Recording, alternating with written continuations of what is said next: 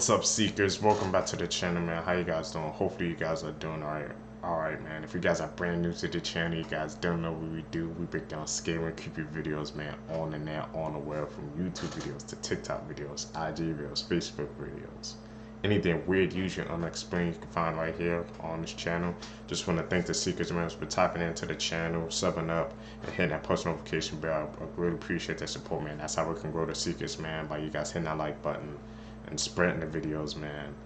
Found this video for you guys today. Let's do what we do best, seekers. Let's seek the truth. Hear about this YouTuber who was kidnapped in Haiti and held for ransom? On March 14th, Addison Malouf, also known as Your Fellow Arab on YouTube, was kidnapped in Haiti after he traveled there to interview one of the most notorious gang leaders who goes by the name Barbecue. He's pretty much known for traveling to the most dangerous parts of the world and documenting his experiences. But when he arrived to Haiti, he stayed in this empty hotel and planned to drive 6 hours to the city of Port-au-Prince, where the streets are completely ran by gangs. This is the last video he took before he was taken by a gang and was held for a $600,000 ransom. If we leave right now, we'll get there while it's dark. It's about a 6-hour road trip. We'll get there while it's dark, and that place is completely run by gangs. It's so dangerous to go to Haiti right now, and the fact that this guy went for a YouTube video is pretty crazy. But apparently, he was released yesterday, and then he posted this on his Instagram story saying that he was okay. His grandmother threw her. Ooh, seekers, man. I've been seeing like a couple of those YouTubes, man. Some of those videos, man, they kind of get recommended to me, like, you know, interviewing like the most dangerous gangs and stuff, and they be traveling around the world to do that, man. That takes a different type of freaking bravery to do that, seekers, man. Cause you're literally putting yourself in danger, man. And just for a video, if you think about it, just to get that video up. But here that he's freaking captured, but he got released, so that's the main thing. But I heard some people when that freaking I heard some people have said that it might be staged, seekers. So do you guys believe that? Do you guys really think he got captured by a Haiti gang, that gang, or was it just staged, you know, for the video? Some people do that. I don't know. We're gonna have to check that out, seekers. A 2-year-old granddaughter because she disliked her son-in-law. Fall of 2010, 50-year-old Carmela de la Rosa lived in Fairfax, Virginia with her husband and her son. He also had a daughter named Kat, and Kat was married to James Ogdog, and they had a daughter who was 2 years old named Angelina. On the night of November 29th, Carmela went with her husband, children, and granddaughter to the largest shopping center in Virginia, which was a Tyson Corner. They all had dinner together, and once they were done, they walked over to this pedestrian bridge that was on the 6th floor, and this connected the shopping center to the parking lot. At that time, Carmela was holding Angelina in her arms. As they were passing through the bridge, everyone was in front of Carmela, and she stopped, leaned over the railing, and threw Angelina 45 meters down. Angelina was then taken to the hospital, but unfortunately died a few hours later. Police ended up interrogating Carmela, and that's when she admitted that she deliberately threw her granddaughter over that bridge.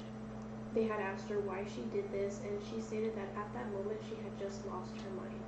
Carmela then stated that at that moment when she threw her, she thought about her son-in-law, who she deeply hated for getting her daughter pregnant before marriage.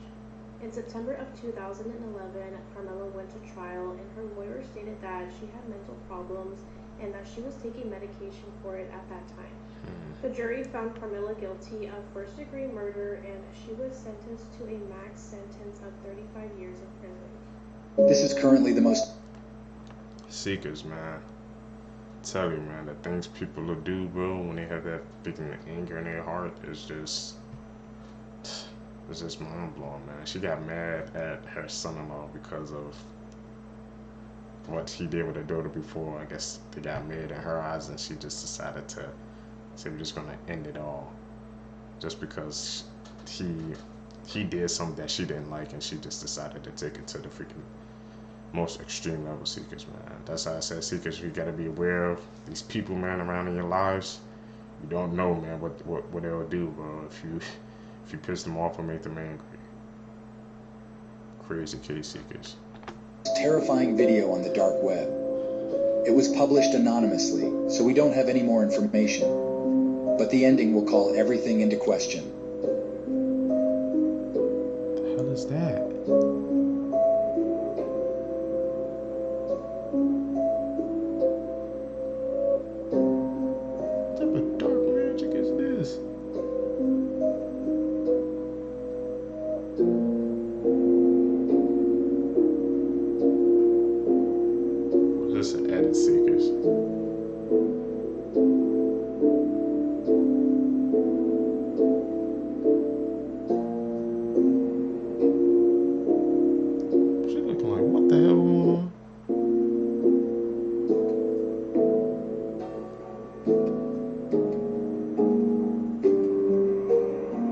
has to be added, right, Seekers? Well, terrible update after a 12-year-old girl and two 13-year-old girls were arrested in Washington, D.C. for the brutal attack of a 64-year-old disabled man in 2023. And I do want to warn you guys that these details are very hard to listen to. According to the Washington Post, the three young girls were allegedly caught on camera carrying out what detectives described as the horrific October 17th, 2023 murder of Reggie Brown. The graphic minute-long cell phone video showed a group of 5 girls chasing Brown into an alley just before 1 a.m. And you guys, this is where the story just is so heartbreaking. As Brown tried to climb up a chain fence, the girls pulled him down and stomped his head into the concrete pavement. And not only that, detectives say they pulled his pants down around his ankles, removed his belt, and then beat him with it. And this story gets even worse. As Brown laid on the ground, the girls became happy. They were laughing and chatting about what happened. One of the girls saying, quote, "He's leaking," referring to Brown bleeding. The 3 girls were arrested on Friday. They were charged with first and second-degree murder in Brown's death. And attorneys for the 3 pleaded not guilty to the charges. This is insane, Seekers, man. This is freaking, like, freaking young people, bro, doing this, man. What the hell is going on with our world? Pretty sure he's probably just minding his business, and they just decided just to run down and freaking attack him. This is in DC too. I'm just gonna quote, like I said, when they did the act, they was laughing, smiling, gonna say he's leaking. Like, the hell's going through their damn minds, and they be doing this stuff, bro? And there was nobody else around when that was going on. He tried to freaking climb up that fence, knowing his age. He probably tried to do the best he could to get away, but he couldn't, man. Seekers. They're that young, bro. People that young, man. Their whole life is over, man. Just off some dumb stuff because they just decided to attack a random freaking man. And they gotta live with the consequences, Seekers. Tragic case, bro. Doesn't matter if you're young, old, man. People do anything.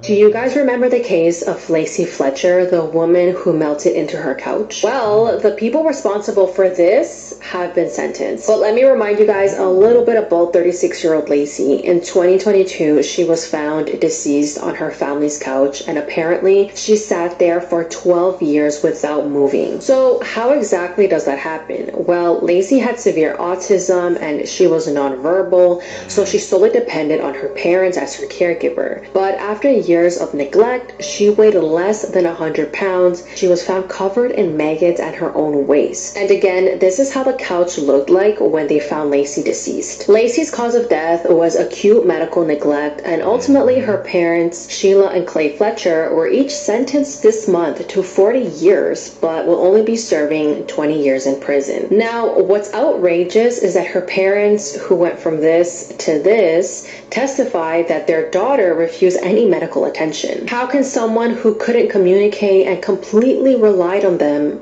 refuse medical attention? A 36-year-old weighing less than 100 pounds. Let that sink in. This tragedy could have been prevented. There is no excuse. You ever see a legless lizard? Look me dead in the eyes and say, that's a face that says, I'm happy to be on this earth. He's not happy to be here. He didn't ask for this. Now I get you. I feel you. I do. Legless lizards, terrible way to live. I can give you 3 animals that got screwed even worse. Number 1, the Luna moth. You want to know why? They don't have a mouth. They don't have a matter of fact, the worst part is it's not even like they're born without one. The caterpillars do, but once they reach their final form, nature just nerfs them for no reason, completely unprovoked, which obviously means they can't eat. All they have is whatever they stored as caterpillars. Once that runs out, so does their free trial to living. Basically, fresh out of the cocoon, they get about a week to date, mate, and procreate before they go from a permanent fast to part of the past, no Ramadan. They also don't have a digestive system, so they don't even get hungry. They just get more and more tired before they eventually get kicked off the mortal coil. Number 2 are hyenas, because that is a female, and you can probably see where this is going. They have a pseudophallus they have to push pups out of, and Just letting you know, it's a jihad for both parties. Apparently, it's like an anti-grape defense, no fruit, so a female can flush out the baby batter of an undesirable. Think of ducks having maize like vajangas. But with hyenas, not only do a good number of cubs suffocate to death while being born, a lot of first-time mothers get torn up so bad they bleed to a flat line. Damn, double homicide. 3 is the Barbarossa for one reason and one reason only. This picture's real. It's a wild pig found in Indonesia with tusks that can grow through its mouth. Sometimes they keep growing and give the struggle swine a DIY lobotomy. Worst part is, it's like pig Parkinson's. By the time the teeth turn on them, they're old enough to have passed off the generational jihad to its children, which means not even evolution can save them. The more you know. So you know the... It's freaking animal facts, bro. Shocking, man. Especially the one about the freaking moth. Like he said, they just have damn near like a free trial. They didn't born without a mouth, can't eat, don't do nothing. He said they ain't got like a week or something to survive then. That's it. Damn. The more you know, Seekers, man. I told you these videos be expanding my knowledge base, bro. Woman who left her 16-month-old daughter alone while she went on a 10-day vacation on the beach and all this fun stuff to come home to her daughter unresponsive, because obviously the baby's been home alone for the last 10 days and her daughter ends up being pronounced dead and the baby died from being dehydrated and malnourished. Well, she got sentenced to life in prison without parole, and she had the nerve to say that her daughter and God forgive her. Like, be for real. I hate when people try to do that shit. Like, no, your baby and God do not forgive you for going on a 10-day long vacation and leaving your baby at home in a playpen. Like, you can say whatever you want to make yourself feel better, but what you did was so horrifically wrong. It's just disgusting. I hate that shit. My wife just shot me. Please. Freaking crazy, bro, Seekers. How does she pull out, like she said, she pull off an act like that and just gonna say that her daughter forgives her? Like, no, you went on a 10-day vacation spree and just left your freaking daughter there. Like, a freaking unresponsible parent, look what happened. Now you serve life in prison and you'd say your daughter forgives. I don't think so. Like she said, people like that are freaking dangerous, man. They do a horrific act and like just think they're automatically forgiven. Doesn't work like that. Okay, where are you shot at? My arm. Okay. How old are you? Dude, stop! 25. I'm an off-duty police officer. I'm locked in the basement. She's shooting through the door. Please help me. Okay. Stay on the phone with me. I've got help coming. She's going to turn the shot. Shot me through the door. Okay. She shot you through the door? Yeah. I'm bleeding out all over the place. Do you have something, a belt, a shirt, something that you can tie around that, like a tourniquet? I don't. Something. Do you have a shirt on? Do you have a pair of pants? Whatever you have, I need you to take it off and tie it tight. Right over there, okay? Okay.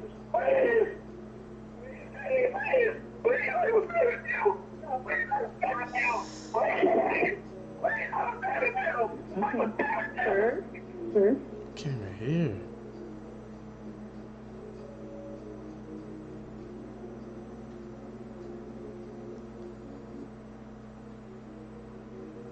Dead silence. These are edit seekers, man. I got caught them on when I see when they just freaking turn black or something chasing after them. If this doesn't disturb you, I don't know what will. 2 weeks ago, a 15-year-old in Utah contacted the police and claimed that their own parents had been assaulting them for over a year. So the identity of the victims and the perpetrator have been concealed for now, but this is what we know. Apparently, about a year ago, the parents of the victim found that their child had been Snapchatting and engaging with chats with strangers online, and that these chats with strangers had been graphic, if you know what I mean. These two parents then decided that it would be safer if they engaged in these graphic acts with their own daughter instead. This led to a 1.5 years of abuse by the victim's stepfather. Abuse that her mother allegedly joined in on. When the victim's stepfather was arrested, he admitted right away that he had been engaging in these acts with his daughter. The stepfather also admitted to the police that he and his wife went out and bought toys to use on their daughter. It seems as if the victim's mother and father felt like they needed to show their daughter how to use these devices, and so they did. So the suspects are currently being held in jail because they have 4 more children together. This time they are their biological children. And that's the reason why they're being held, because the authorities believe that these two parents may be a significant threat to their own kids. Now, we talk about stuff like this all the time on my TikTok, whether it's murder stories, stories about pedophiles, all types of true crime. And this is just one of those stories that I came across that truly disturbs me to my core. These were two normal-seeming parents from Utah. They probably had friends and family that loved and respected them up until they were caught. And it goes to show that you really just don't know anybody. And I'm sure that as more and more details are revealed from this story, it's going to get even more disturbing. You said hit the nail on the head, man. Like I said, it just seemed like two freaking normal people, man, but they were doing the most freaking disturbing acts. So like I said, it's kind of scary how you could just like hide that part of yourself. You could just seem completely normal, but behind the scenes, behind closed doors, you could be a completely different person, man. That's why I said, because you can never trust anybody, bro. That goes for your family, friends, anybody, bro. You gotta learn how to freaking, how to try to spot them out if you can. Make your life a whole lot easier, seekers. Disturbing case.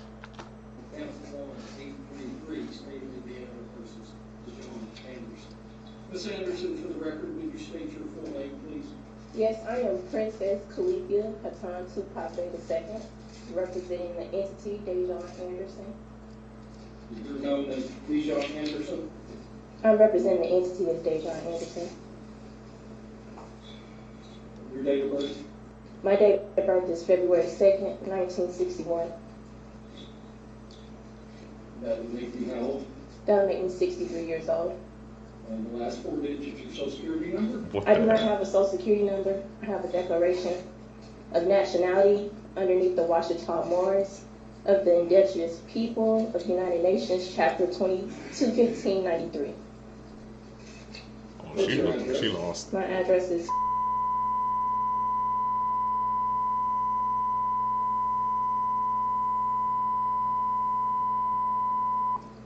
Do you have a good contact telephone number? I don't know my contact number by heart. I believe it. Are you under the influence of any drugs, including alcohol? No, I'm not. You read and understand English language? Yes, I do. If I say something you don't understand, will you let me know? I will most definitely will. Ms. Anderson.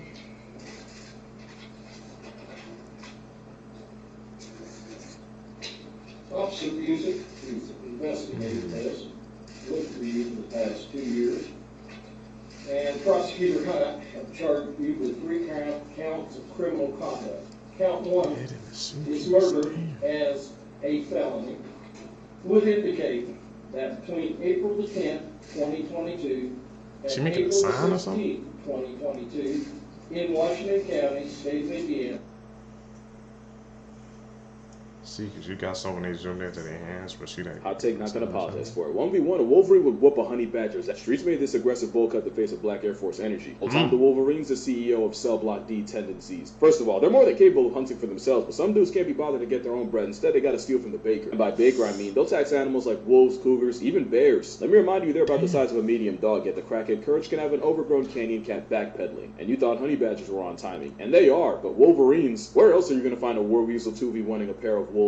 But don't get it twisted, they can hunt, and they are very good at it. They've been known to murk moose by either going after one that's already injured or one stuck in the snow, since felony ferret's like a psychopath with snowshoes. And they'll track you down and run your fate like John Wick. This reindeer was injured and likely bleeding, so the travel-sized bear followed it and delivered smoke directly to the face like a cigarette. They've also been known to eat porcupines, or at least die trying. And you can even find a story of a Wolverine packing up a polar bear. Yeah, it was at a zoo, but that's still a fat W. Wolverines have this really bad habit of whenever they find something that doesn't belong to them, they'll immediately soak it with the smell of death, strong enough to make you cry fresh from its brown eye. A smell so offensive they've been nicknamed Skunk Bear. There have been stories of them breaking into cabins, blowing up the place like a truck stop bathroom, and walking out with like a sock or something. Almost forgot, this walking garbage disposal has rotated molars in the back of its mouth, meaning they can chew through solid bone and frozen meat. I'm sorry, but a motivated skunk monkey is absolutely folding an Oreo-coated temper tantrum, but that's just me.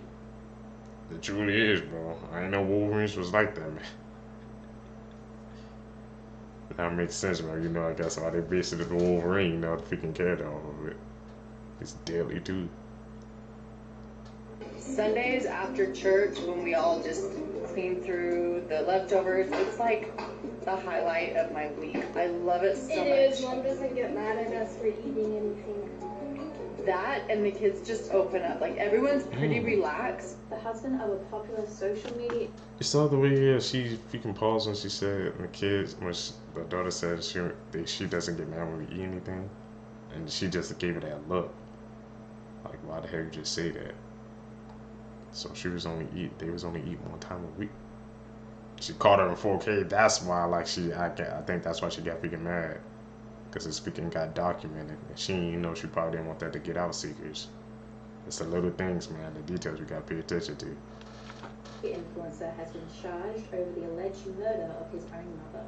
Andre Zachary Rebello is in police custody after being charged with one count of murder dating back to May 2020, when the body of his mum was found in a multi-million-dollar home in Perth.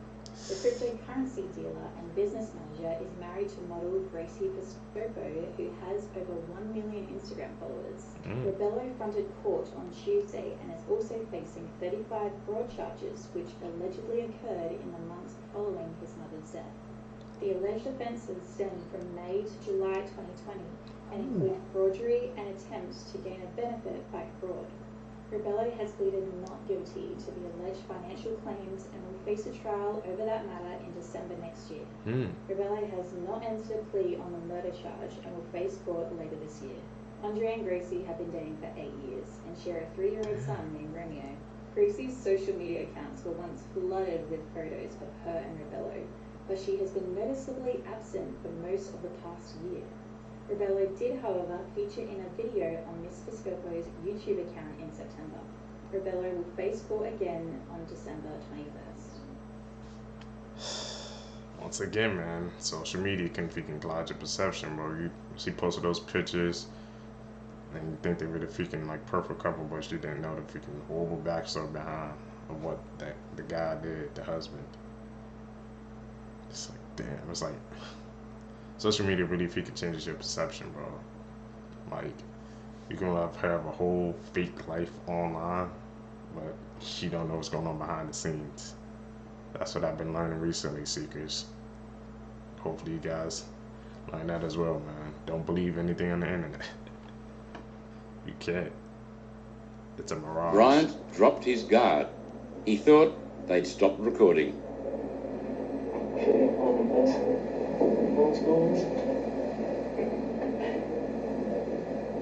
don't find it very funny statement at all, mate, to be quite honest. Should have put that on record. I'm still recording at this present stage, so that is on recording. If you think the criminal in the video was stupid, you are absolutely correct. The man in the video is Martin Bryant, who, despite being 28 years old during the interrogation, had an IQ of 66, equivalent to that of an 11-year-old. His actions, however, were not as innocent. On April 26, 1996, Bryant would arrive at Port Arthur and carry out the deadliest massacre in modern Australian history, leaving 35 deceased and 23 others injured. Many believe that his actions were for attention and notoriety, inspired by previous massacres. A neighbor of Bryant said that he allegedly told him that he'll do something that would make everyone remember him. Others believe that his motive was to kill the couple, David and Noeline Martin. Bryant blamed the couple and believed that they were the reason for his father's depression, which ended up with him taking his own life. After his capture, he was very curious about the total death count and seemed impressed by the number. Australia's most heinous man was given 35 life sentences and 1,652 years in prison.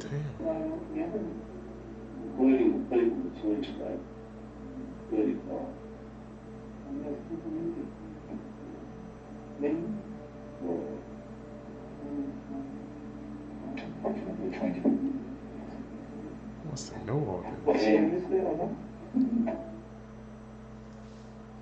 He got caught on 4K, man.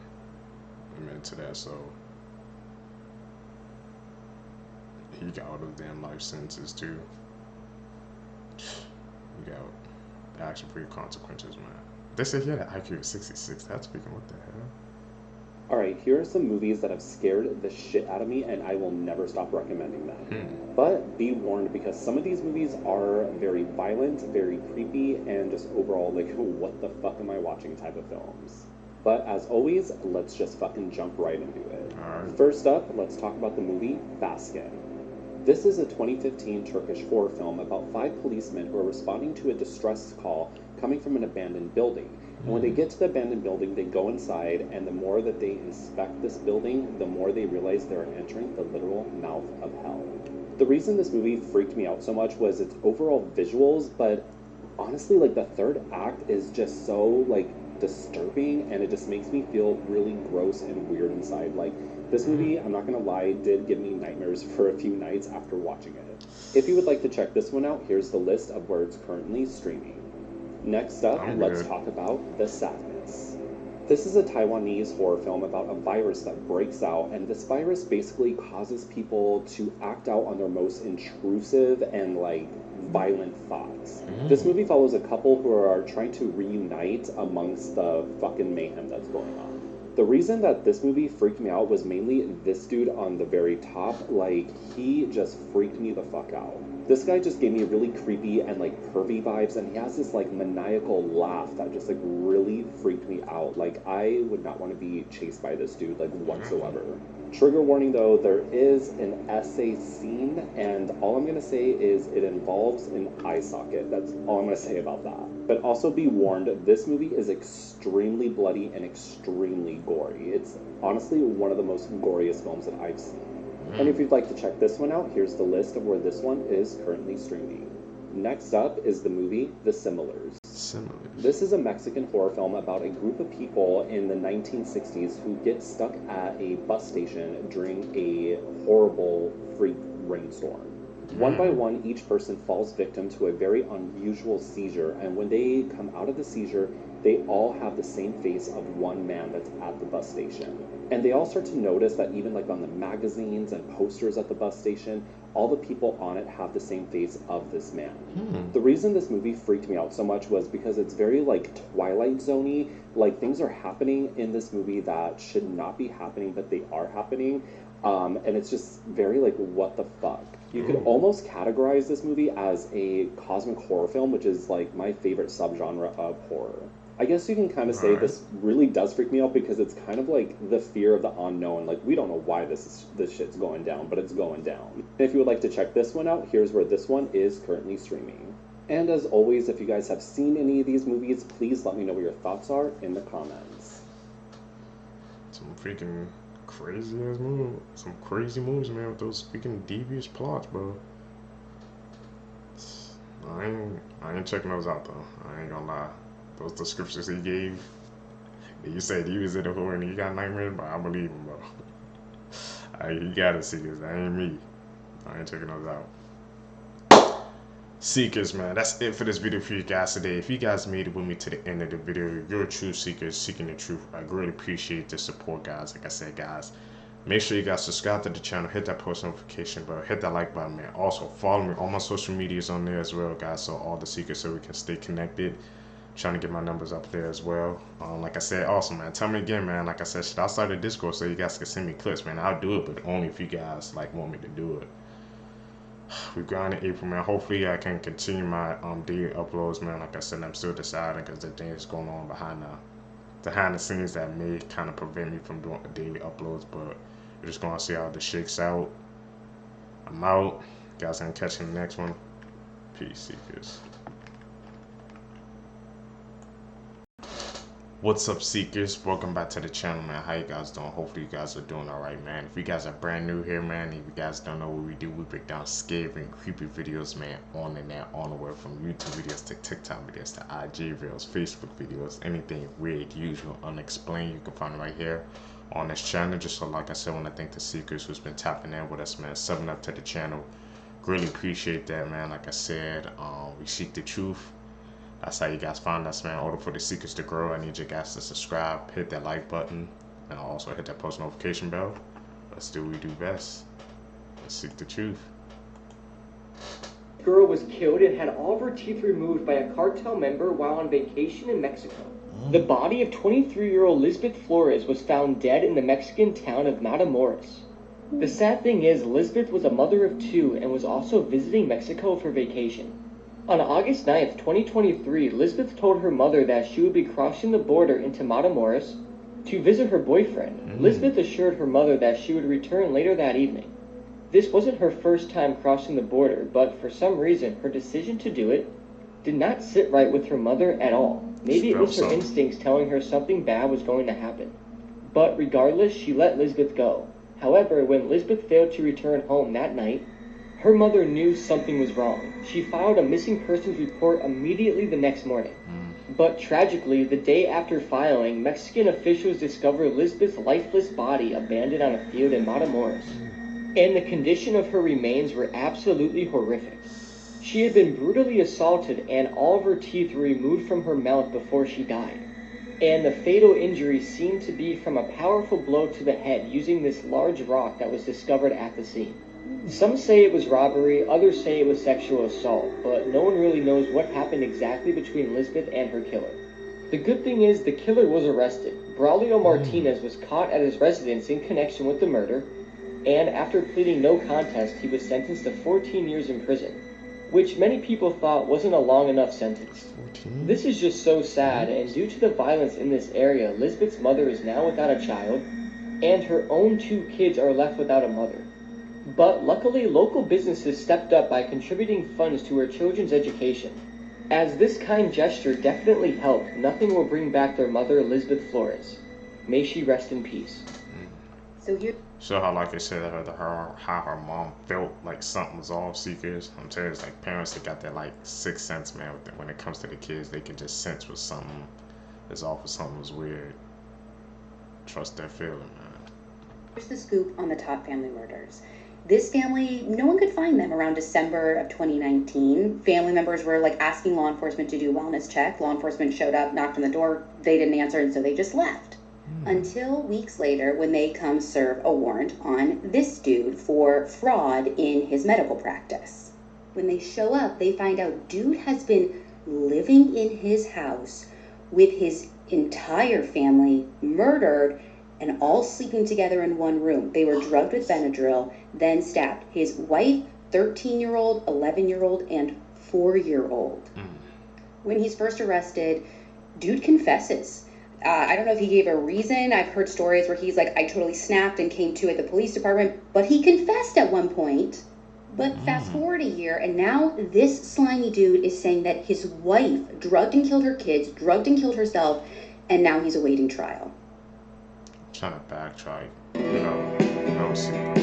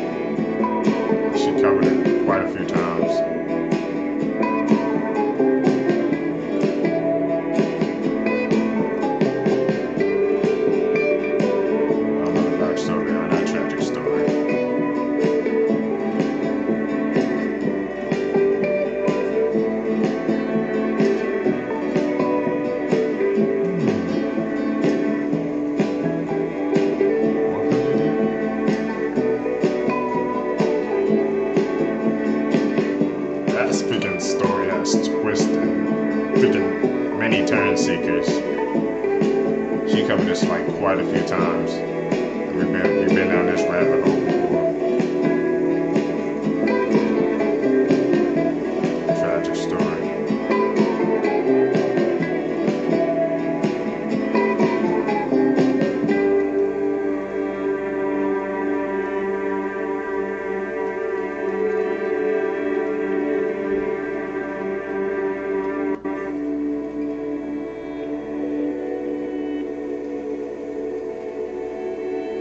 We're 5 months ago.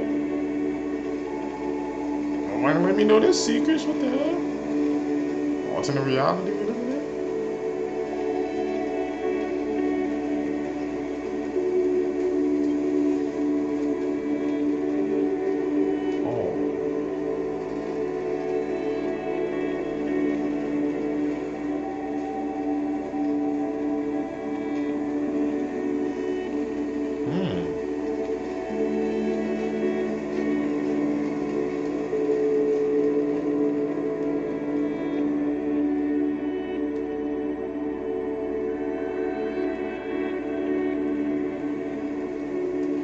That's it. I freaking ex, bro. I'll probably feel freaking pissed off, bro.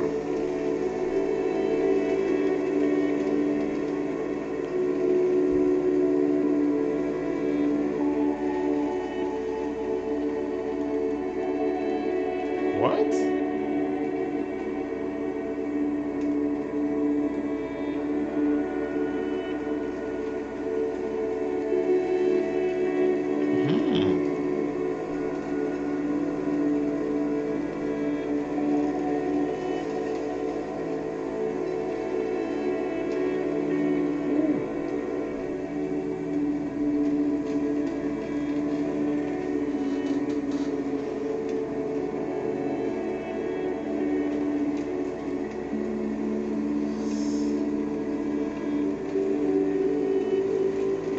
Seekers, man. We've seen many freaking Teletubby theories, but that one's a new one that just got freaking brought up to us. What do you guys think, man? Especially, you know, about they said the sun and the vacuum cleaner, how they were signs for something else, and we missed it as kids. I think, yeah, watched that one as a kid, like maybe like a couple of times. Obviously, man, I didn't get the message or symbolism behind them. But now, I'm older, bro. Like I said, these videos expand my mind, Seekers. I didn't even think about it like that, man. Teletubbies.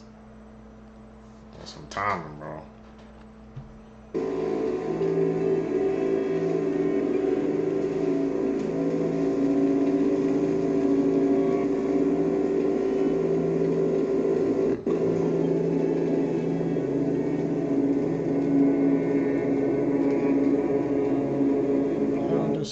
Smiling at us. This was captured on the Ring doorbell of Jessica Gerald on a 2014 morning around 3 a.m. It is the only shot that we have of the man who broke into her home. For context, this is a small town right outside of Omaha, Nebraska. Like, bad things don't happen here, or so everyone thought. Unprovoked and completely without motive, the man was seen on camera around 3, and then he uses a glass scoring tool where he very quietly makes a hole in the window and then enters through the living room. So the following morning, Jessica Gerald, she doesn't go into work, so her family is contacted, and they go to her home, where she is found without her head or her tongue. Media investigation was launched where the footage was eventually recovered. The man seen here had also posed her body without the head sitting up at her kitchen table. Is that a freaking smile? That smile was like freaking, looked like pure evil, Seekers. Did that damn freaking horrific act. And that family had to go through that, Seekers, man. I'm telling you, bro, this world that we live in, man, it's crazy. It had not, like I said, happened in a small town. You wouldn't think of it happening in a town like that. Like I said, it's like freaking evil behind every corner. You never know where it can end up, Seekers. Ooh, that smile was freaking bone chilling, man.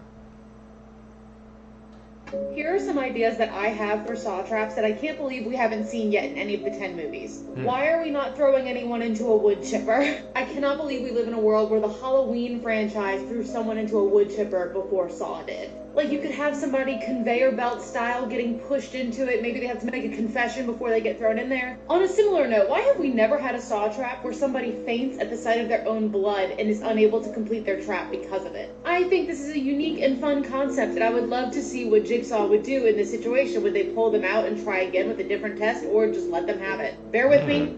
Some sort of cannibal saw trap. This would have to be a 2-person trap, and I'm assuming the meat that they would be using would be from somebody who failed a previous test. That way it's Jigsaw's standard of ethical cannibalism. But I don't know, the idea of someone being forced to eat someone else to show that they, like, appreciate their life or their body, their nutrients or something, I don't know, and then they get to escape. I don't know, I think it's a fun idea, or maybe I'm just enjoying my Hannibal rewatch way too much. I would love to see an endurance-based saw trap where it's something simple, like walking on a treadmill or doing a dance, but they have to go for a very extremely long amount of time or else they die. This is definitely inspired by The Long Walk, where these boys have to walk at like 4 miles per hour for several days or else they get shot. I'm not saying it has to last days, but I don't know, quite a few hours. I think it would be an interesting idea. A child's death was thought to... Saw trap ideas, man. Freaking weird and chilly, man. Who was it? She thought of those traps herself? I don't know, man. Trying to put us up in the damn movie, that's something I don't even want to see fish. Those were some freaking devious traps she was talking about. To be an accident until shocking text messages were revealed. It was the 15th of June 2023. Samantha Wishman was 32 years old, living in Wisconsin with her boyfriend and his 3-year-old son. Police were called to a home in Marinette on the day in question by Samantha. She reported that the 3-year-old had fallen down the stairs the night before. When officers arrived at the property, the little boy was not breathing. According to police, the father of the child seemed really frantic and wanted to get him to hospital straight away. Samantha, however, was reportedly much more calm and seemed to be trying to get the other children under control. The boy tragically passed away after being rushed to hospital. Now, initially the child's death was classed as an accident, but that's when everything started to change. Investigators determined that the death was not an accident as a result of a fall. This was after the autopsy showed that the child had broken ribs, a punctured lung, concussion and bruising on his head and body. It was determined that he died from blunt force trauma. Investigators seized Samantha's phone as part of the investigation, and what they found was truly chilling. She allegedly sent disturbing text messages to the child's dad stating, "I'm ready to hurt these mother bleep kids. Nobody bleep understands. I can't breathe. This is so much harder now that I'm having more problems breathing. These mother bleep won't bleep. Stop. I'm ready to lose my bleep. I can't breathe. I can't yell, so I'm just a joke around here." An expert claimed that the injuries on the boy's body were no accident. Samantha is now facing charges of first-degree reckless homicide and neglecting a child. She was literally sending messages to the dad saying what she was going to do. Literally in 4K secrets. Literally. What was that?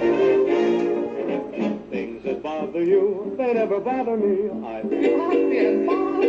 Living in the sunlight, laughing in the moonlight, having a wonderful time. Haven't got a lot, I don't need a lot. Coffee's only a dime. Living in the sunlight, laughing in the moonlight, having a wonderful time. I wonder, do those homes get demolished after you know what they did?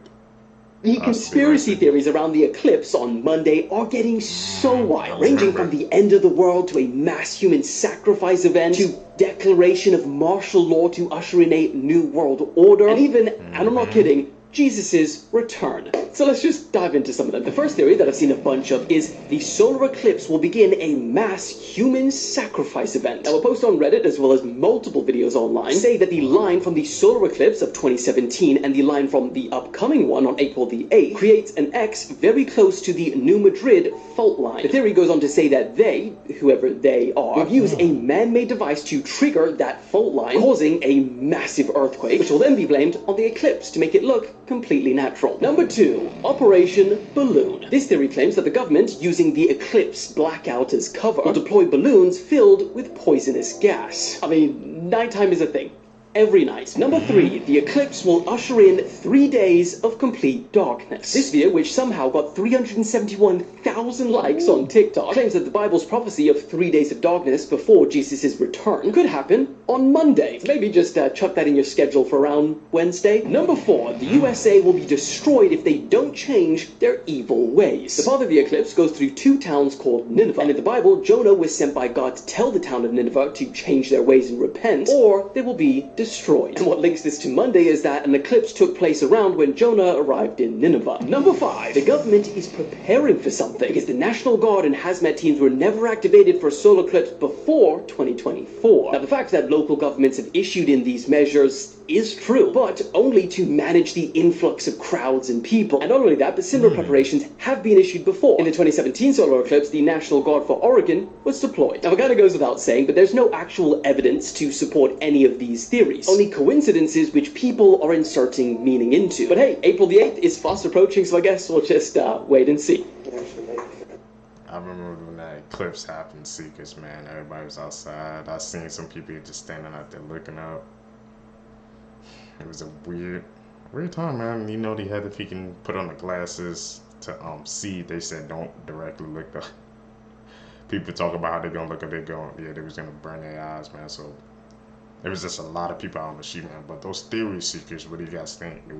Should we check them out, or should we just leave it at that? It was just a regular eclipse, nothing else. There was no other messages behind it. What do you guys think? It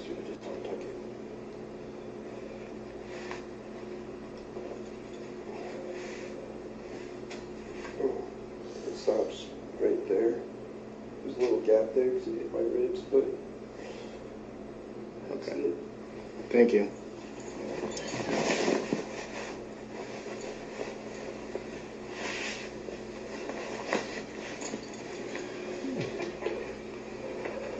Now, I'm going to show, don't turn the screen on yet, please.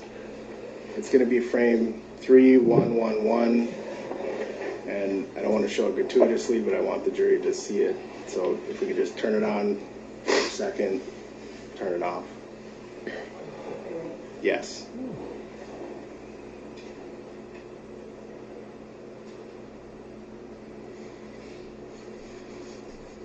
What the hell? They're just showing on the screen that we can't even see. It's that bad.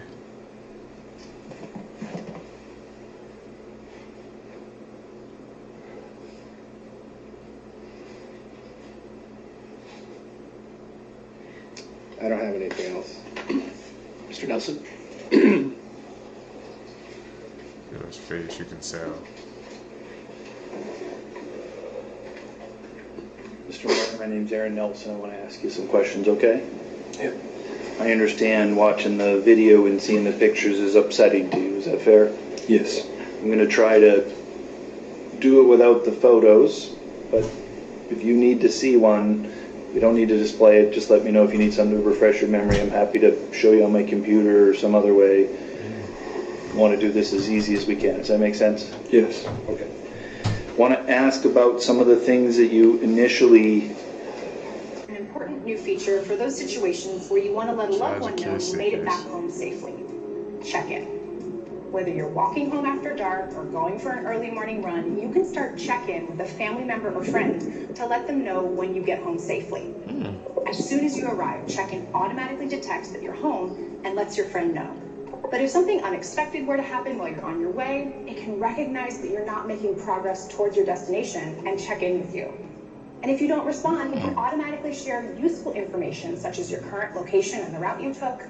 And they'll also be able to see your battery level and cell service status so they know if you might be able to take their call. And any information shared with your friend is end-to-end encrypted. So that's check-in, an easy way to feel reassured that your loved ones have your back. Seekers, what do you guys think about that check-in seeker feature that Apple's trying to implement? Is that like, just, a way for people to check in with us, man, our loved ones and friends, to make sure we're safe, or could that be another way of them just tracking us? Trying to have our location, knowing where we're at, Seekers. That's what I kind of got the vibe of. That's the vibe I kind of got. the guy would track your location, so I'm just like, I need even more, I guess, ways for them to track us. And they said the information encrypted. Anybody can get that type of information.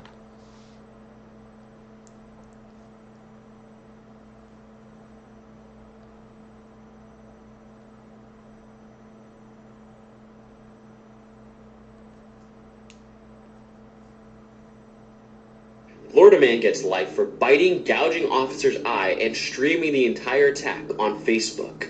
This is 29-year-old William McClish, who will now spend his life behind bars for assaulting these two officers back in 2021 with the intent to surprise and kill them. And of course, this happened in Orlando, Florida. He was convicted yesterday, April 3rd, for a number of things: attempted first-degree murder, aggravated assault, battery on an officer, resisting an officer with violence. Just keeps adding up, and on top of that, he was streaming this on Facebook. This happened in September of 2021. He propped his phone up on the trash can and started streaming on North Magnolia and East Washington Street. As soon as the streaming happened, the two officers were in frame. McClish decided to slap one of them on the head with a brick.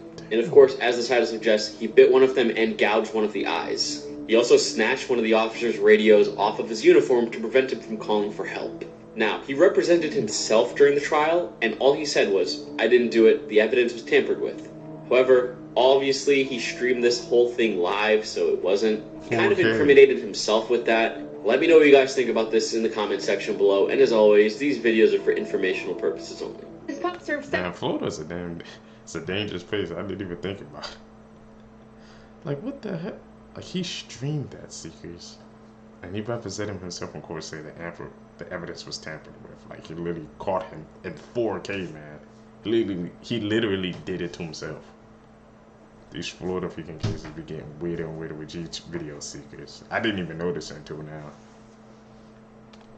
Cemetery water and killed hundreds of people. Hi guys, I'm on my way to the office and it's absolutely freezing, but I wanted to show you the water pump that started an epidemic. This is Aldgate Pump, the symbolic start of the East End, where the last wolf in London was killed, and a place immortalized in Sherlock Holmes and Dickens. But most people pass by every single day and have no idea that it killed hundreds of people. The pump as it is now was built in 1876, but the well water below is ancient. And look how cute it is on the August map. It has been a trusted watering hole for Londoners likely since the Romans. But in 1860, the water was noted as tasting unusually bright, sparkling, and cool, with an agreeable taste. That agreeable taste was because the water had an unusually high calcium content. Well, why was the water so full of calcium? Well, because the pump's water came all the way from Hampstead in North London and flowed down to the pump in East London, but not before passing through Hampstead's newly constructed cemetery, which, if you've been paying attention, we visited on our little field trip to Hampstead over the summer. The water passed through the cemetery, through the decaying bodies, collecting bacteria, germs, and that sweet, sweet calcium straight from the bone. Soon, organic matter from North London was being served up to the unsuspecting East Enders, and they started dying. In fact, hundreds died in what became known as the Aldgate Pump epidemic. Reports showed the water contained 5 times the normal quantity of solids. Personally, I would say any amount of solids is a red flag, but despite this, some people carried on drinking it anyway, until finally the pump was shut down. But hundreds of people died horrific deaths after drinking cadaver kombucha, and I will never forget that. And to be honest, this isn't even the worst water pump epidemic in London. I will link a video about the Broad Street pump below, which gave cholera to the entirety of Soho. All these freaking pump problems in London, I never knew about, Seekers. Piece of history, man, I just learned today. Like, what the heck? Well, she said pass under the cemetery. I already knew what was gonna happen, Seekers. Like, all that water just freaking flowing through under the cemetery, and it got it and contaminated the supply. They said there was solids in it too, but they still took the chance and drunk. I'm like, no, Seekers. Something I can't do. Oklahoma woman sentenced for shooting her 3 teen children in the head while they were sleeping. 43-year-old Amy Hall will now spend life in prison. 2 of the children died and 1 was severely injured. On March 29th, about a week ago, she was finally convicted to life in prison and 240 months for attempted murder. She pled guilty to these charges back in November of 2022, but her trial is finally finishing up here. This whole ordeal transpired on November 1st of 2018. She went into her 18-year-old son's room, shot him in the head, then her 16-year-old daughter, then her 14-year-old daughter. The 14-year-old daughter survived her injuries, but the other 2 did not. The 14-year-old was able to exit the bathroom and then retrieve the gun from her mother. I guess her mother calmed down or something. And then a car chase ensued. She reached speeds up up to 110 miles an hour away from the police. This happened in Muskogee, Oklahoma. Her reasoning for the murder is because she wanted to protect her kids from her husband, who she claimed was abusive. The father, however, claimed that Amy Hall was psychologically abusive and was a danger to them and the kids. What a wild story. Let me know what you guys think about this in the comment section below. And as always, these videos are for informational purposes only. Tragic story seekers. Thoughts down below. Man. Shut down a whole damn line.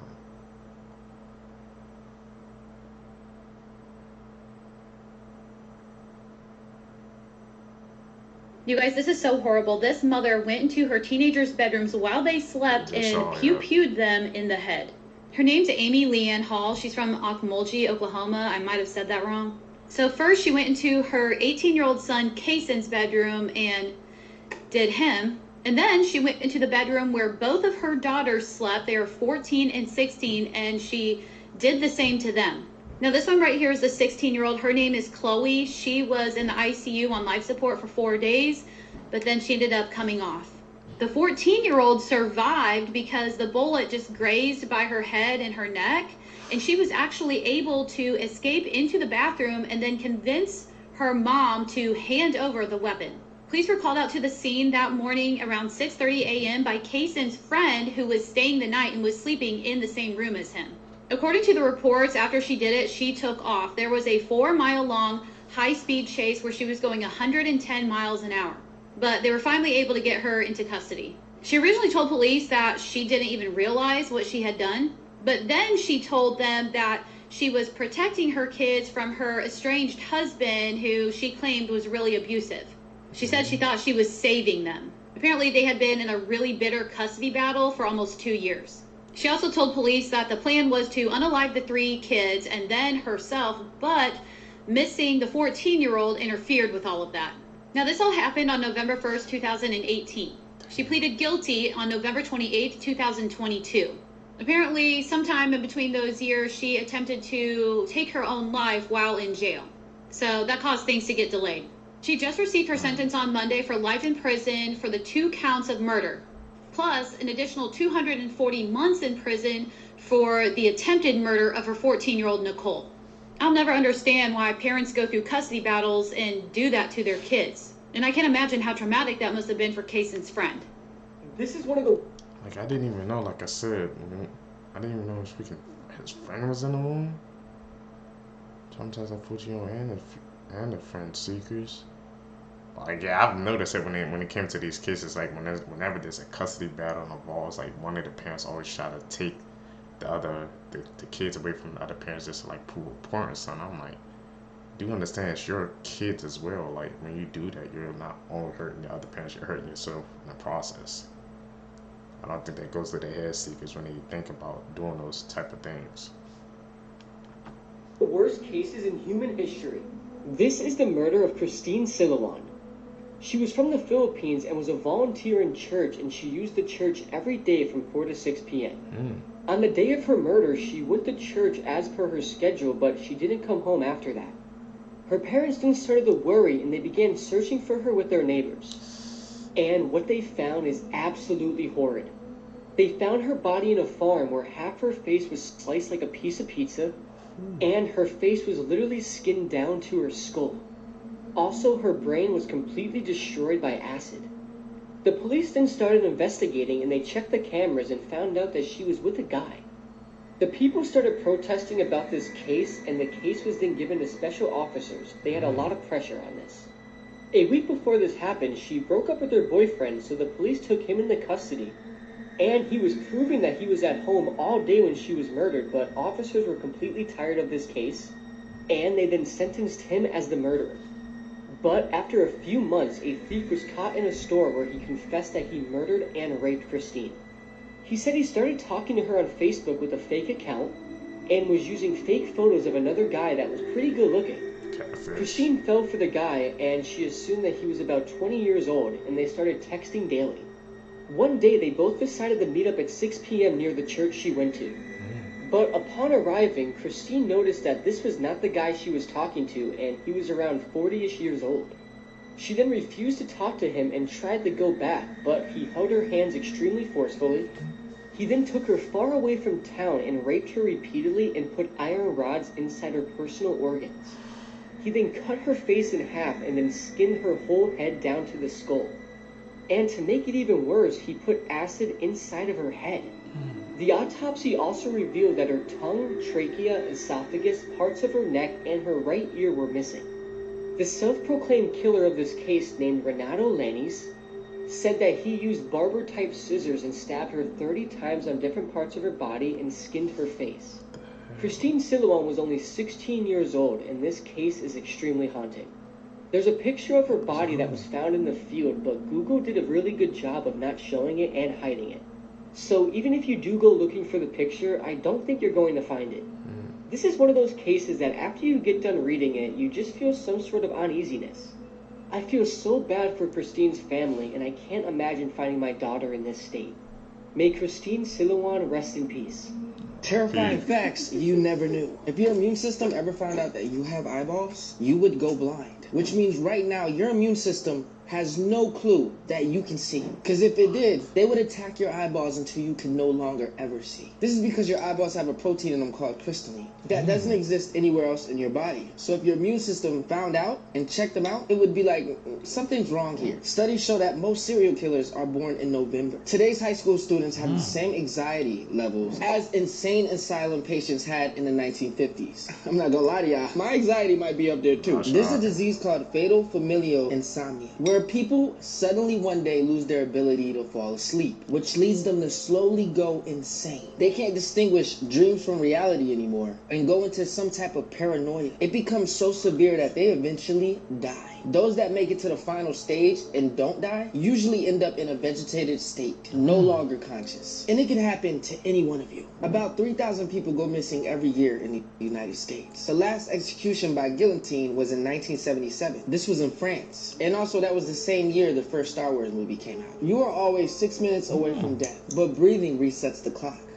In 2011, Anatoly Yakovlevich was arrested for having 12 dolls in his apartment. Only problem is, they weren't normal dolls. They were recently deceased little girls that had been dug up and dressed to be put on display. In 2012, a Burger King employee anonymously posted this to 4chan. It said, "This is the lettuce you eat at Burger King." It only took 20 minutes for people to track down the branch that he worked at, and he was fired. You really never know what people are doing to your food. H.H. Holmes was a serial killer who built a torture hotel in the 19th century. He had secret rooms with gas chambers, trap doors, and stairs that led to nowhere. He loved to play with his victims' minds. It was almost like a real-life Saw movie. There's a bridge in Scotland called the Overtoun Bridge, and for some reason, dogs keep jumping off of it at the same spot. Yeah, they just jump to their deaths. Experts can't figure out why either. Some people speculate it's a magnetic field, or maybe a frequency that only they can hear, but others believe it's something supernatural. But whatever is making dogs jump off that bridge to their deaths is still to this day unexplained.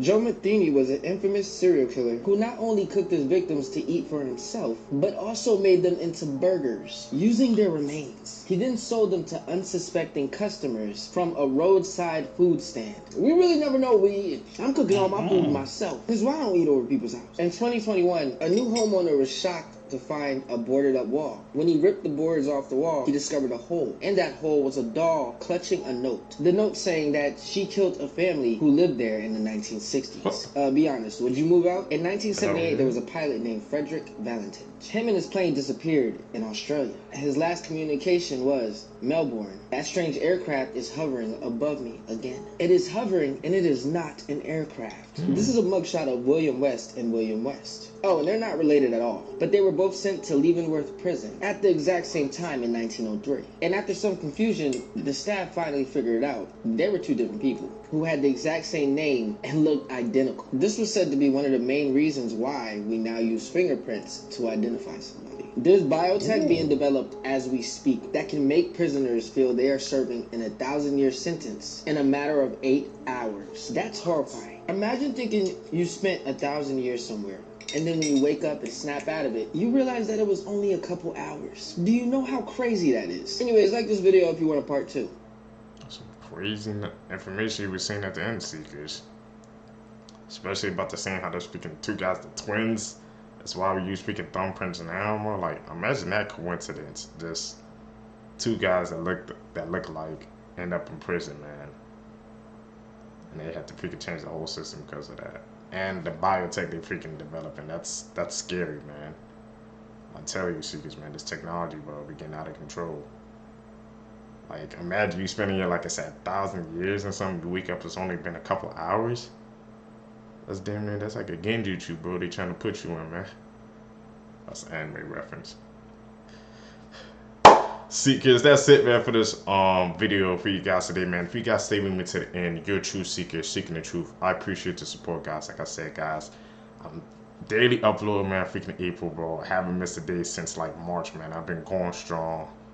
I really appreciate the support, man. This is something I like to do, man, and I know we can grow our community even bigger and better. So guys, hit that like button, subscribe, hit that post notification button. That's how we can grow the community. Also follow me on my social medias on there as well, so our community can grow. You guys can catch in the next one. I'm out.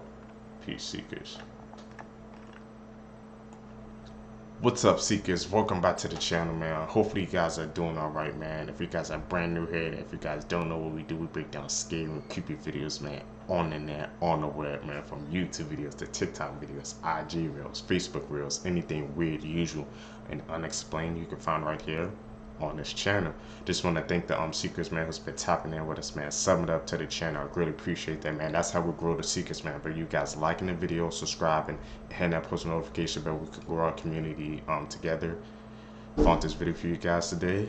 Let's do what we do best, Seekers. Let's seek the truth.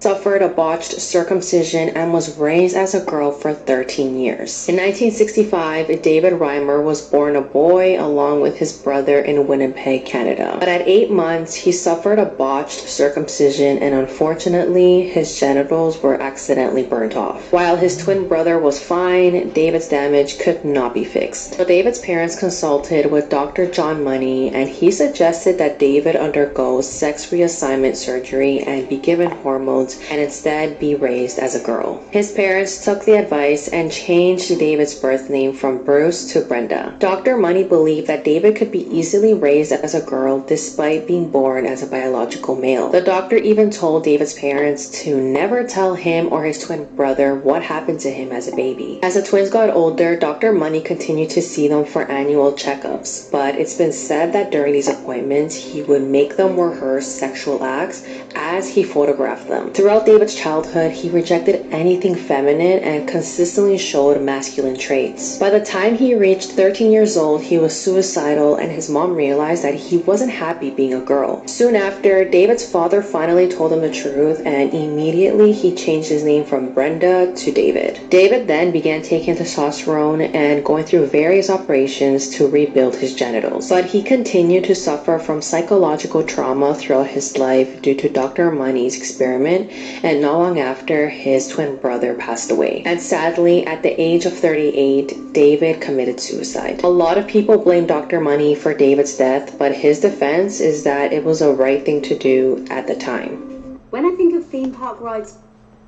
Really, Seekers? That was the right thing to do at the time? I don't think so, man. That whole situation is just crazy and insane, bro. Imagine that happening to you. You didn't realize that till later in your life. Not too many words on that case, Seekers. It's likely to kill someone. I don't think about the miniature railway. Unfortunately, that's exactly what happened at Gulliver's Land in Milton Keynes. Hugh Doe was 56 and from Newport Pagnell in Bucks. He was an engineer and he was working at Gulliver's Land on May the 10th, 2006.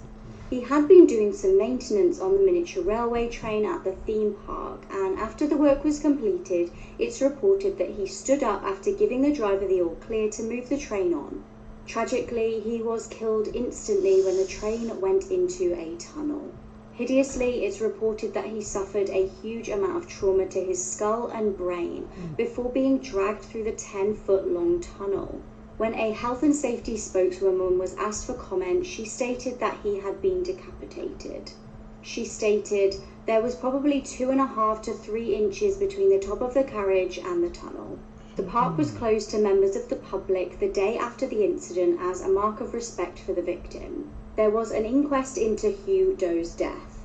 Eventually it was announced that Hugh's death was labelled as misadventure. You think he would act on the body? This adventure? The thing I'm most surprised to see is that the theme park they shut down for a day, man. Cause you know usually, man, you be hearing the freaking stories about what happens at these theme parks, and they just go on just like it's just a regular day, man. Cause you know all this corporation cares about is the money, so that's actually really surprising to me that they actually closed down for a day. Habitum Seekers? The hell? And they labeled it as misadventure. I don't think that's something you should label it like that. Anyway, let's continue, Seekers. Your shit. After you literally cut up fucking flesh and bones and eyeballs and brains. Like, who the fuck wants to eat shit like that? You never know. You never know. You never know. So prison really was not any type of difference for you. When I came onto trial and told my story about how I was kidnapped and how I attacked you, and you claimed that I tried to kill you, it was You did try to kill me with a knife. It was self-defense. You were never going to let me go. Blood-curdling facts that you... What the... He went to her face-to-face. She was known for cooking people and stuff like that. And when he tried to defend himself, she said, "You try to take me out." I was like, that's a natural response, man. To anybody would do that. You trying to take them out, obviously they're gonna try to protect and defend themselves. Seekers, man, what we going through people's minds? Like I said, when they be doing these acts, they just think that they can just get away with anything, man.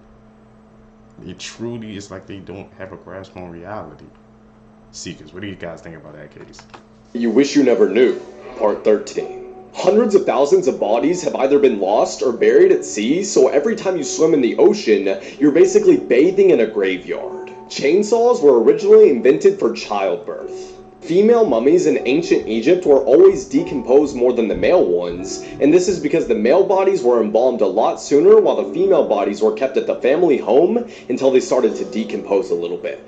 And this was to prevent people from having sex with the dead female bodies. Vlad the Impaler was called this because he would place his enemies ass first on pointed poles that would slowly skewer them to death. Fatal familial insomnia is a disease where a person literally cannot go to sleep no matter what they take or what they do. The symptoms get progressively worse until they die of exhaustion. And for the last one, you might want to look up who invented blow-up dolls. These are the people that out, left almost 200 bodies in their funeral home to rot for over 4 years. They were stealing people's money, not actually cremating their loved ones, and let me just show you their Facebook post and what they were actually doing with this money. Here they are, August 10th, 2021, on a family vacation in New York City at the Empire State Building.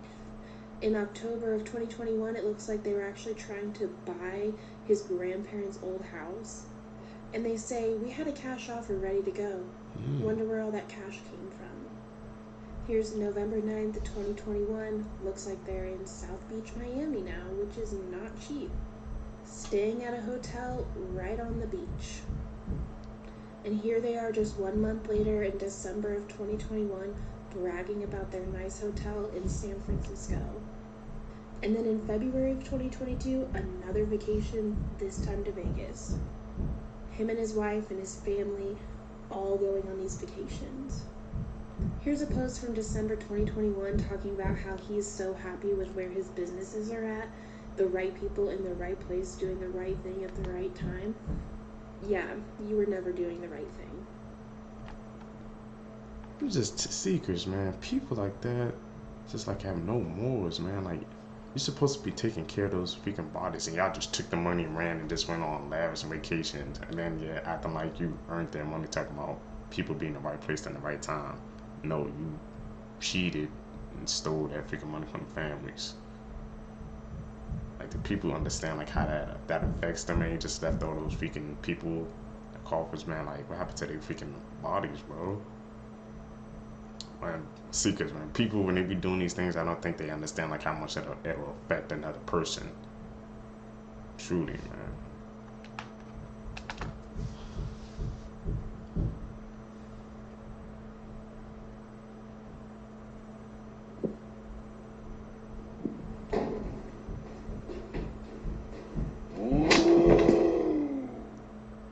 Edit.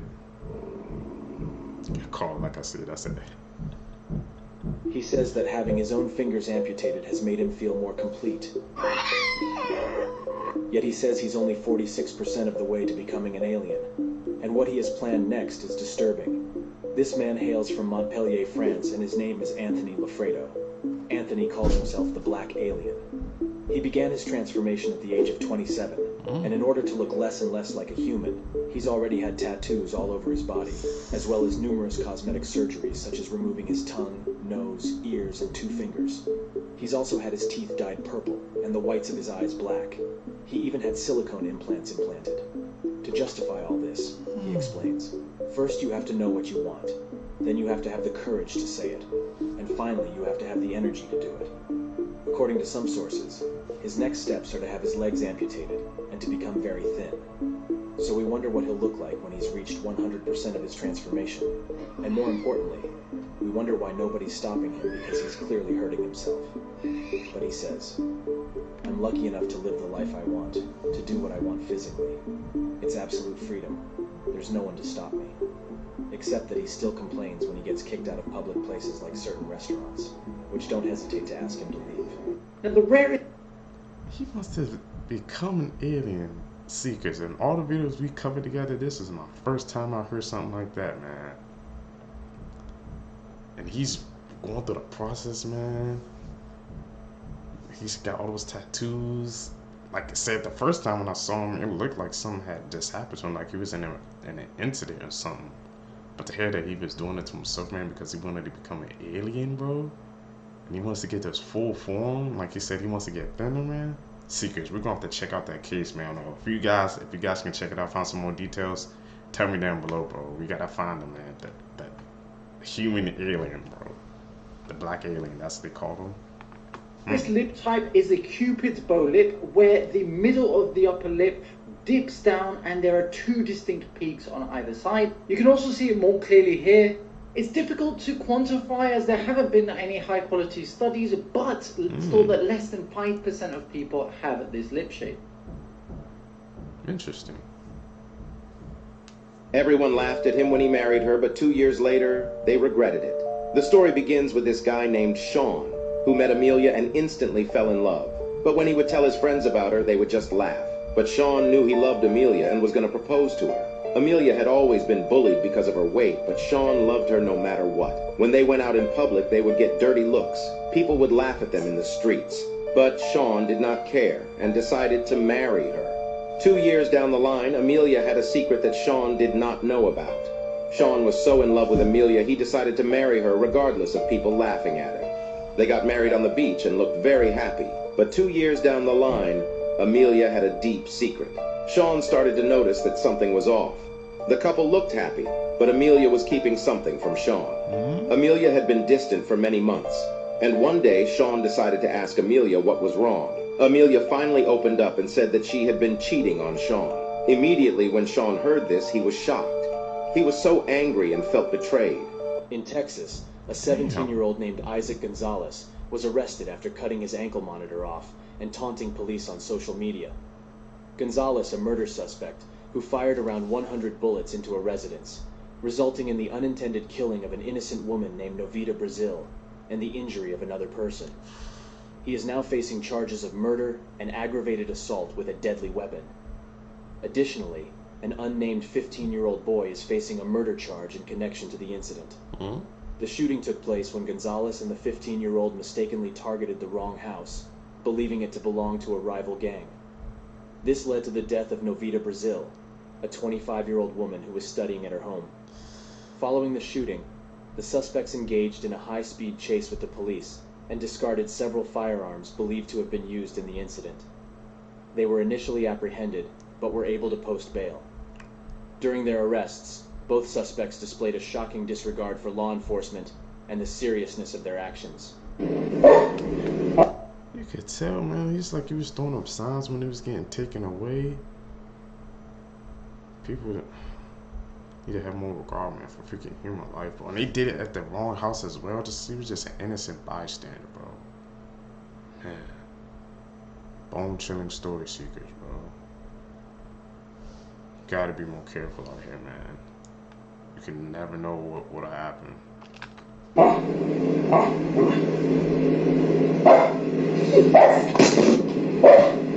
Get it.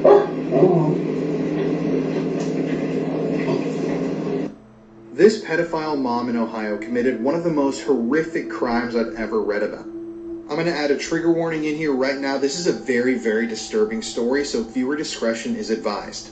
So this is Ashley Jessup from Ohio. And in 2012, she was found guilty of rape and sentenced to life in prison.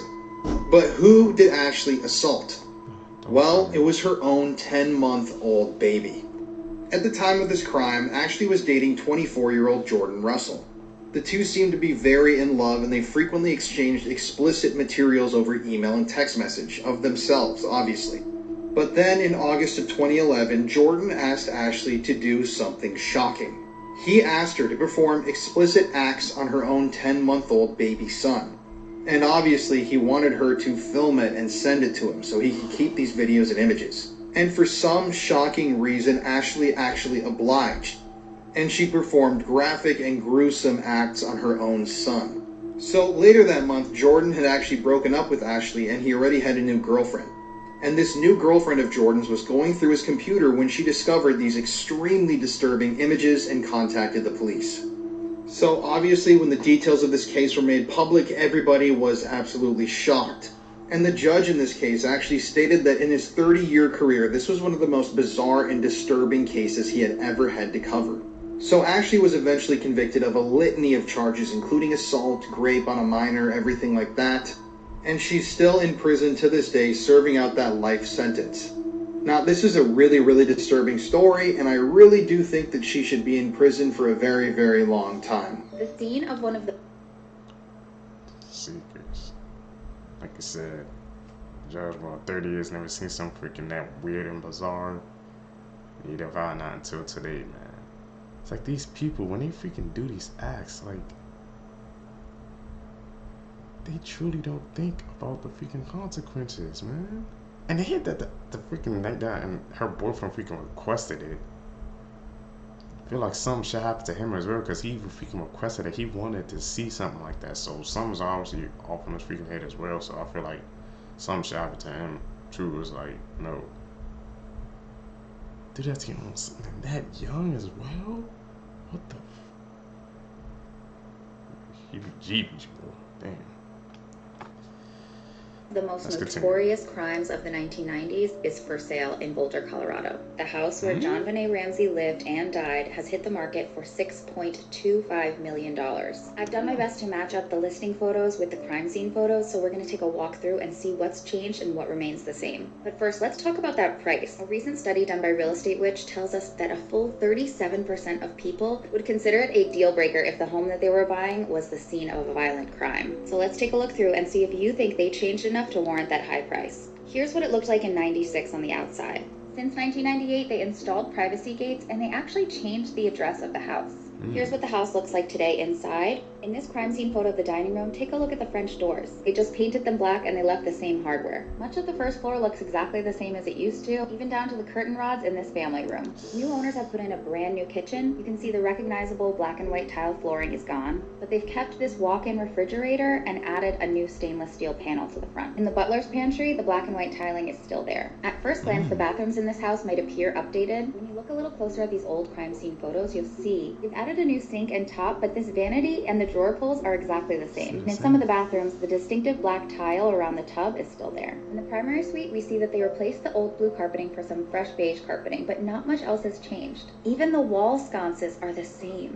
Downstairs in the basement, where many think the crime occurred, it's been completely renovated. In this room, the new owners put in a wine cellar. While the rest of the basement used to be a series of storage rooms, it's now one big open entertaining space. Obviously, a lot of this price comes down to the stunning location, but this house was sold in 1998 for only $650,000, and it has been on and off the market at least 6 times since then, most recently with a huge price increase. This place is already priced way higher than any homes around it. So what do you guys think? Would you live here? This woman was shot and killed by a real-life killer clown. Marlene Warren opened her door to see a clown holding flowers and balloons. As the 40-year-old woman reached out to take the gift, the clown pulled out a shooting her in front of her son. Her son said this was a full clown costume. Makeup, a red nose, wig, and the clown calmly walked away and drove off in a white Chrysler. And Marlene Warren sadly passed away in the hospital a short time later. This happened in 1990 in Palm Beach, Florida, but it sadly remained unsolved for 27 years. And the killer was sentenced this year in 2023. Her husband Michael looked suspicious because he was not home at the time. But because of the elaborate disguise, her son was unable to make a helpful police sketch. The same year of the murder, a coworker of Marlene's husband tipped off police that his wife had been having an affair. His wife left him, and then Michael, now being widowed, married her in 2002. And in 2017, Sheila Keene Warren was arrested for the murder of Marlene Warren. So what was the most damning evidence, and why would solving this take 27 years? Testimony from a local shop placed Sheila buying the costume 2 days before the incident. Also, this was May, so I don't know why she picked a clown costume. Here's another photo of her, and what I'm assuming is a different clown costume. Maybe this lady just had a thing for clowns. A white Chrysler was located a few days after Marlene's passing, and inside they found a long brown hair and orange fibers. Similar orange fibers were found in Sheila's home, and they were likely from the clown wig. This was in 1990, and DNA testing was in its infancy. The cold case was reopened, and the brown hair was tested to be Sheila's, Michael's new wife. She was arrested in 2017, but wasn't sentenced until 2023. Sheila was sentenced to just 12 years for the murder as part of a plea deal. And with time served, she's actually going to get out sometime relatively soon. Michael was not charged, even though I'm sure he knew that his second wife killed his first one. In a recent interview with Michael and Marlene's son, he said that he's just glad to have closure. But what do you guys think? How long should she have gotten for the murder of Marlene Warren? Seekers, man, yeah, how long should she have gotten? She just got 12 years, bro. And the case went unsolved for like 29 years. You would think she would get like a harsher sentence. And had that freaking husband, I'm pretty, like she said, she's pretty sure that he knew what happened. She just dressed in a freaking full clown costume and just decided to end it all, man. What the hell? For all the things, why was she like obsessed with clowns? Out of all the things she could have wore, she chose a clown. That's what's really like going pinging off my freaking head, bro.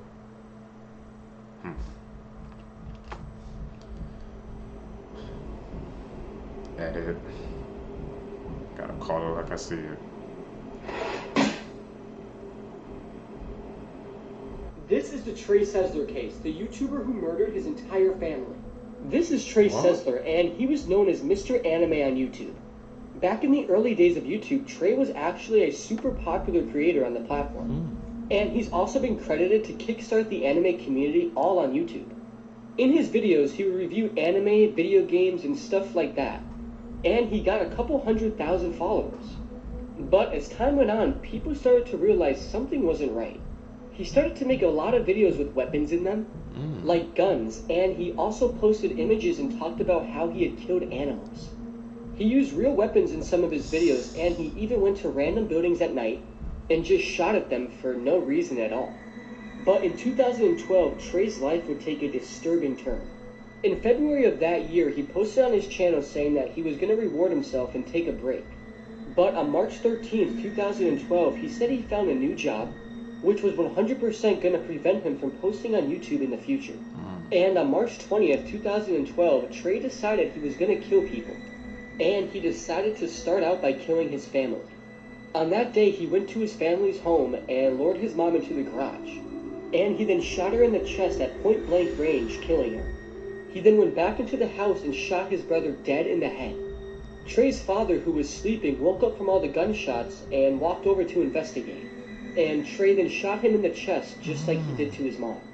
And to even make it more sinister, after doing this and killing his entire family, he walked around the house killing all of the family's pets. He then took ammunition and weapons and started walking towards the high school at the end of the street. And we could all assume what his climactic plan was. Trey later claimed that he wanted to kill at least 70 students at the school so that he could be the deadliest mass killer in United States history. And he said he killed his family first because he didn't want them to see what he was about to do, and said that he was completely inspired by the Columbine killers. But thankfully, right before Trey was about to commit the shooting at the school, he backed down and was quickly arrested afterwards. Also, after the shootings, it was discovered that he had written a lot of stuff all over the doors and walls, and this was evidence that he had been disturbed for quite a long time. This is just an insane case, and I can't believe stuff like this happens so consistently in our world. 911, where's your emergency? My house. Okay, what's the emergency? I just killed my mom and my sister. You just killed your mother and your sister? How did you do that? I shot him with a .22 revolver. Are you sure they're dead? Yes. Okay, I want you to stay on the phone with me, okay? Are you all right? Yeah, I'm fine. Okay. Where's the gun? It's on the kitchen counter. Is there any reason that you were so angry at your mother and your sister? I don't know. I wasn't, it's weird. I wasn't even really angry with them. It just kind of happened. I've been kind of planning on killing for a while now. The two of them, or just anybody? Pretty much anybody. Why? I don't know. I don't really like people's kind of attitude. Right. I think they're very, like, you know, emotional, I don't know, verbally rude to each other and stuff like that. Right. I don't know. It's okay. It's just my family, I don't know, they're just kind of really, I guess this is really selfish to say, but to me, I felt like they were just suffocating me in a way. I don't know. I think, obviously, you know, I'm pretty, I guess, evil, but whatever. Okay. No, don't be sorry. I'm listening. Okay, you have my undivided attention. This is really gonna mess me up for this, you know, in the future. See my sister, I told my sister that my mom needed her. She was in her room, and she came out of her room, and I shot her, rolled down the stairs, and I shot her again, and I went down and I shot my mom about maybe 3 or 4 times. But I'll never forget that my sister, she came down the stairs and she was screaming, and I was telling her that I'm sorry, but that just told Bill that, you know, I was just gonna make it go away, you know, but she just kept on freaking me out. But finally she fell down and I shot her in the head about probably 3 times. So they're both downstairs? Yes. Okay, where are you? In the kitchen. Okay. You're not sitting by the gun, are you? No, it's about like 10 or 15 feet away from me. All right. Where's your dad? He's out of town. Do you know where he is? Out of town? Washington, D.C. And for, I guess, future reference, I don't really want to see any of my family members, you know? Like if visiting or whatever. I don't know how it works or anything, but I just don't want any type of visitors. This girl was kept in a box. The freaking... The hell that she just said it's okay and I have your undivided attention. I know it was her, I guess it was her job, I guess, to keep him on the phone, just keep his focus, but damn, like I said, I can never do that type of job because you have to hear things like that every day, boy. You just have to be calm. You have to try to freaking keep them on the phone, even like when you hear them do those horrific acts, man. Small man, sister, bro. RP to them. Damn, bro. And he was just talking so calmly too. Like I said, I never understood that aspect. I don't know how people do it. See, because I just don't. Box and used as a sex slave for 7 years. 20-year-old Colleen Stan is an American woman who was kidnapped and held as a sex slave by Cameron and Janice Hooker in their California home for over 7 years between 1977 and 1984. Her case has received international fame and has been a subject of many books, films, and television series. On May 19, 1977, Colleen Stan was hitchhiking from her home in Eugene, Oregon, to a friend's home in Northern California where she was heading to a birthday party. Cameron Hooker kidnapped 20-year-old Colleen after picking her up. Colleen said she was a very experienced hitchhiker and had allowed 2 rides to go past her before accepting the ride with Cameron Hooker. Colleen said she felt confident climbing into the blue van because Hooker's wife Janice and their baby were in the car. They then stopped at a gas station along the way and Colleen went to use the restroom. And she said a voice told her to run out and jump out the window and never look back, but she never did, which she definitely regrets. When they left, they got on the highway and Cameron Hooker pulled over on the side of the road and put a knife to Colleen's throat. all the way until they got to an isolated area. She was then locked in a wooden box that was designed to prevent light, sound, and fresh air entering.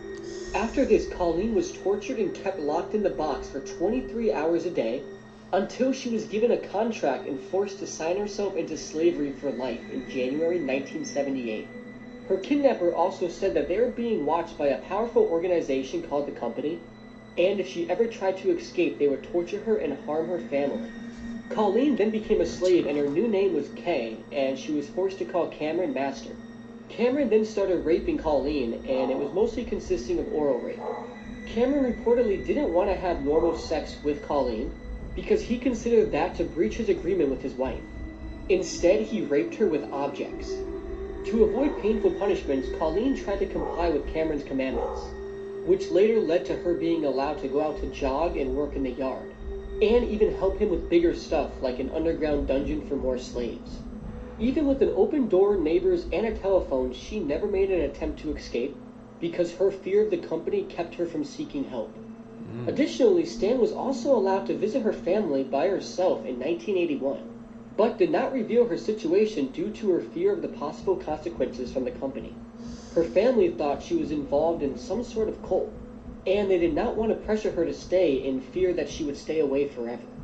The next day, Colleen returned for a second visit with Cameron posing as her boyfriend. Cameron feared that he had given his slave too much freedom and took her back to his home, where he locked her in the wooden box under his waterbed. She remained in the box 23 hours a day for the next 3 years. Colleen would go to the bathroom using a bedpan which she positioned under herself with her feet. Once Cameron's children had gone to bed, he would take Colleen out of the box and feed her and torture her. Colleen was not allowed to make any noise, and she had to stay still for 23 hours a day in the complete dark, with little to no air to breathe. In the summer, the box would get over 100 degrees Fahrenheit. In 1983, Colleen was allowed to get a job as a maid at a hotel, and Cameron wanted her to become his second wife, which was a turning point for Janice, who is his wife. And in August 1984, Janice began struggling with herself and went to Colleen. She then told her that Cameron was not part of the Company and the Company wasn't even real.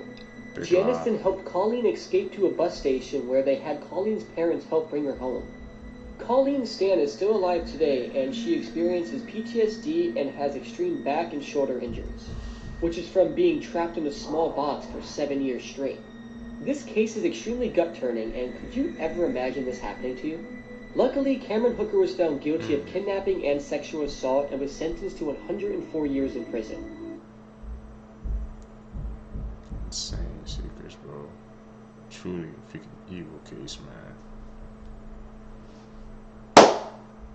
Seekers, if you guys stay with me to the end of the video, you're a true seeker seeking the truth. I greatly appreciate your support, man. Like I said, guys, in order for us to grow, man, I need you guys to hit that subscribe button, hit that like button, man, hit that post notification button as well. Just do those 3 simple steps, man. We can grow. Like I said, I appreciate you guys for supporting these past couple of videos. We're gonna keep going, man. Haven't missed the date of March, bro, so we gotta clap it up, man. You guys, I'm catching the next one, man. I'm out. Peace, seekers.